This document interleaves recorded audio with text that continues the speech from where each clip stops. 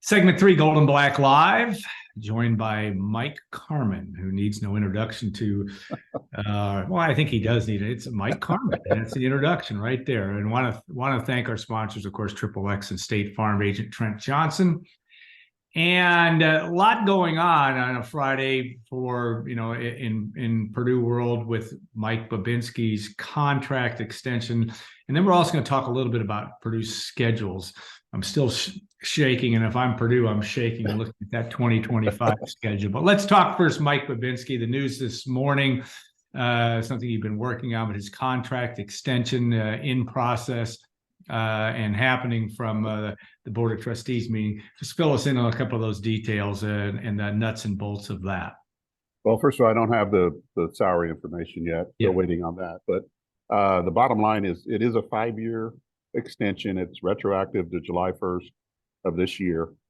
So right now he is in the midst of his new deal, which will go through June 30th, 2028. But there is the way the board explained it this morning is there's something in 2026 that it's kind of okay, here's where we're at. Are you going to continue? Are you not going to continue? They have some financial incentives there, retention bonuses at the end of 26 and also the end of 28. If he does that, I think just in talking to him, knowing him, where he's at in his, this is his 40th year of being an athletic director, and his health is good. There's no issues there, but at some point you gotta break away from it. So I think they've given him an opportunity to kind of dictate his own path and still feel valuable to the athletic department, still feel like he's contributing. And, we'll get to the point probably in a couple years and see where he's at and whether he wants to continue on or, sail off into the sunset. I still think he'll be active in some fashion, but those are kind of the nitty gritty details of it. Of course, Mung Chang called him America's best AD today. There you go. That's a glowing endorsement. Right. And then, again, the board and the president and everybody at Purdue, keeps, pounding on the fact that, it's the Purdue way. This is how we do it. This is how we're going to do it. We have the right person in place to do it. And they're very proud of that. They're very proud of his accomplishments since he came here. He took the athletic department through COVID and the budgetary challenges with that. He's overseeing the Ross-Ade renovation project, which, phase one's not all the way done yet. They have the nutrition center they're adding, which will be up and running by July 1st of next year. And then phase two of Ross-Ade will come. They're building the golf clubhouse right now out on Cherry Lane. Those Ross-Ade and the golf clubhouse are the two major facility projects that are coming up in the next few years. But there's always stuff you have to do to update and keep up to date with what's going on. So yeah, I think it'll be termed a 5-year extension, and I think he's set through 2028 if he wants to be. Yeah, Mike will be 66 on the 27th of October. So, again, he's been pretty committed to what he's doing, and now hard to imagine that he's finishing his 8th year or going to finish. I guess he's in his 8th year is the best way to say it. Coming to Purdue back on August the 9th, I believe it was 2016. So time flies, and Mike is getting credit certainly from the board and others for the job he has done to date. It's interesting with the guy, all the things that have to go on, and you've talked to him some, he's pretty straightforward about what he talks about, but this is not an easy time to be an athletic director. I mean, I would argue, and I don't know what he thinks, but, you could almost put the last 3 years, and that might be worth 20 years of what had happened previously. Just your sense of how how he has dealt with that and what his appetite is to continue to deal with the wonderful world of college sports. Well, if he didn't have an appetite to do it, I think he would have ended his tenure with the current contract. So I think he has an appetite to do it. Yeah. It's a challenge. It's a huge challenge, especially at a place like Purdue when you factor in NIL and the transfer portal. some of the, not, there's obstacles there. I think everybody knows that, because when you go back to talking about the Purdue way isn't, just flush with money and giving it to transfers Throwing it and out there. NIL. I mean, Yeah. we all know, everybody that's watching this knows where Purdue fans basically stand on all this stuff. So you have to navigate that. You have to navigate the challenges of fundraising. If you're going to move ahead with phase two, that's all going to be privately funded. You're not getting support from the state. You're not getting support from the university. That's the way it's been. That's the way it will always be, I think, here at Purdue. So you have those challenges, in an environment where donors are getting hit from both sides with project, um, scholarship funds, and now NIL. Which one do they give to? How much do they give to? Can they give to both? Can it be sustainable? And I talked to him this morning, and just more like, does Purdue have a place now in this new landscape, or not new landscape, but ever-changing landscape of college athletics? And he believes Purdue does, but they have to go about it the right way to get that done. They're not going to cut corners on stuff. They're not going to all of a sudden become, a safe haven for transfers or anything like that. But I think he's up to deal with the challenges that are continuing to come from the NCAA and the Big Ten and everything else. And I think he's looking forward to it in one way. He still has a lot of energy for the job, a lot of fight for the job, and so he wants his teams to be successful. And football, is going through a bit of a transition with a new coach. Men's basketball is going to be on the cusp again of being a national championship contender, one of the top teams in the Big Ten. And, he wants to see those things come through. And he's got other programs that do have some new coaches that might be pointing in the right direction. But he'd like to, push this athletic department forward another step or two before he leaves. Yeah, he's got some family reasons too to stay in the Right. area. That's another thing with his partner Jeannie's family as well. But again, you got to want to do this job, and you can't do it halfway. And he knows that, and I think that's a good point. All right, now on to another specific question about I thought you wrote it well about the 2025 Purdue football schedule. Obviously, the schedule came out for the next 5 years for the Big Ten, 2024 to 2028. And with the addition of Oregon and Washington, and now at least we know, until it changes, is this, I guess my first question to you, is this a cut and dried, say there's not going to be any expansion here in the next period of time because they've released the schedule, or is that just a silly thing I'm saying? It's a silly thing because when they released the previous schedule in June, they did it for 16 teams, and it was a perfect model with a 9-game schedule. So 2 months later, they're announcing the addition of Oregon and Washington. Other factors played into that, with the Pac-12 dissolving, went down a quick road to death, and now they just have 2 teams out there. But I don't think 18 is a stopping point. It doesn't seem like the right number to stop. Now, there's a lot of things would have to happen for the Big Ten to move to increase its school size. You have Notre Dame out there. What happens in the ACC if Florida State gets out of the grants of rights or doesn't have to pay as big of a fee? I think that opens the door for a lot of possibilities. I just don't think 18 is a stopping point. It just can't be.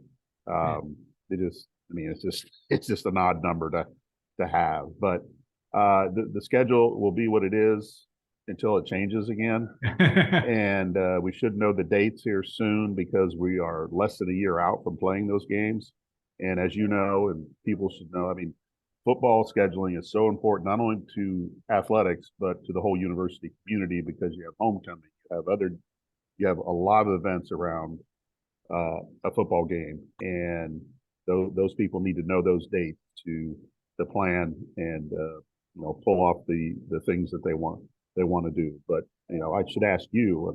I phrase the 2025 schedule as maybe the toughest in school history.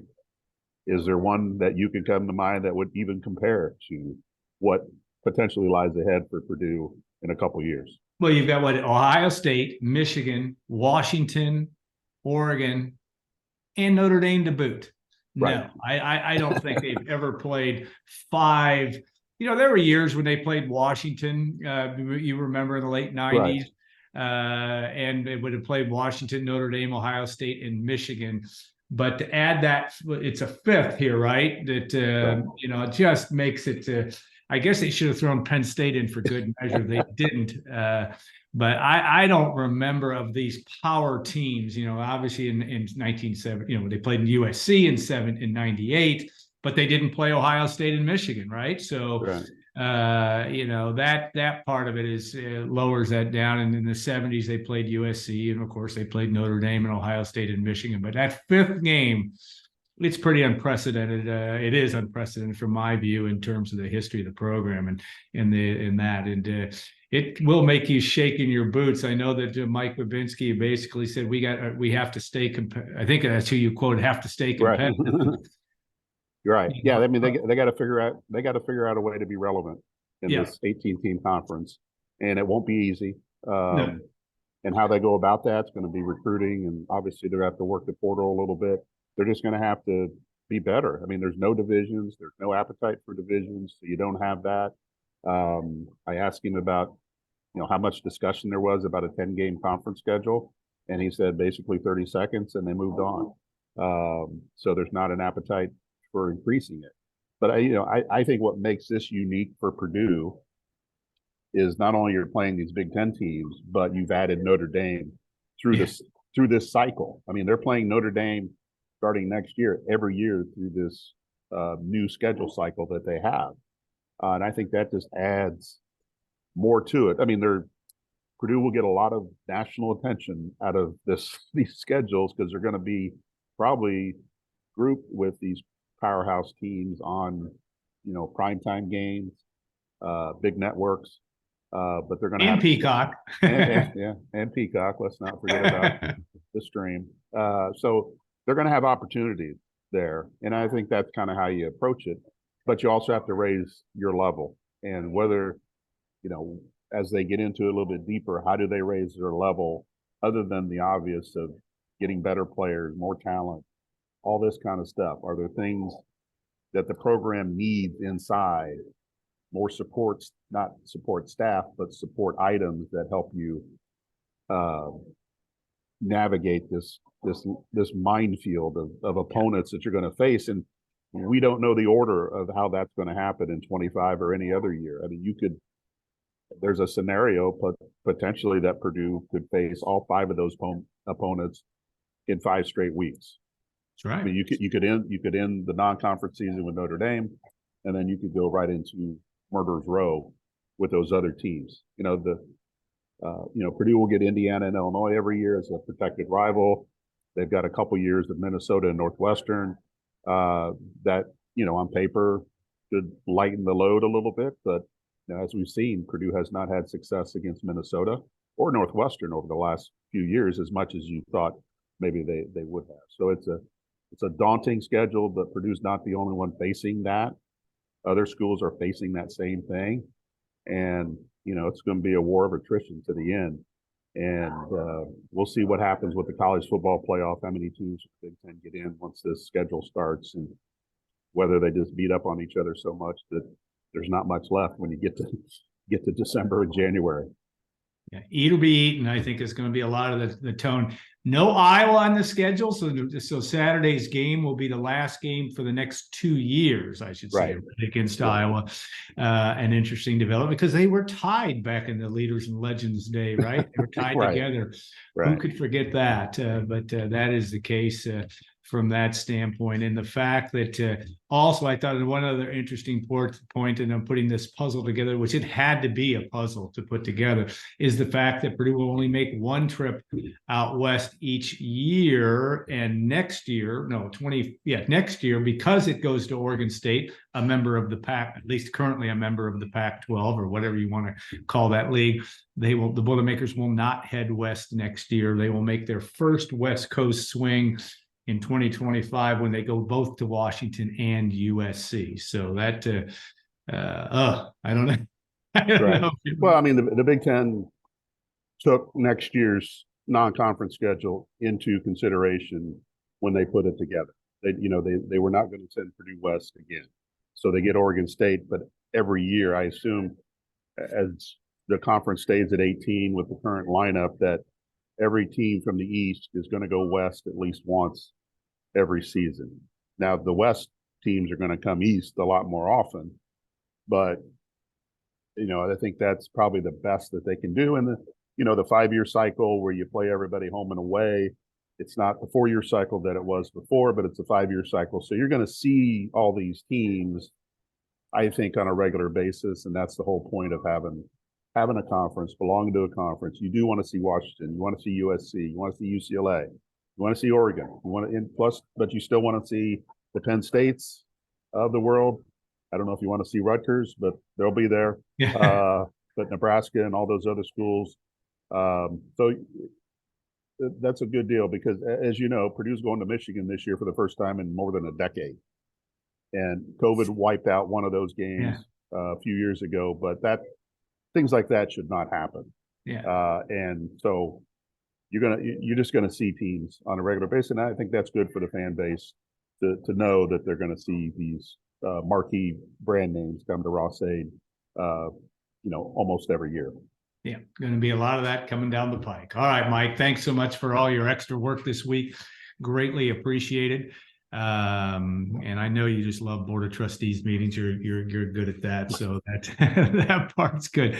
Want to thank Triple X and On the Hill, but on the level of Purdue tradition since 1929. That's older than Mike and I are by a few years. And then State Farm agent Trent Johnson at trentismyagent.com.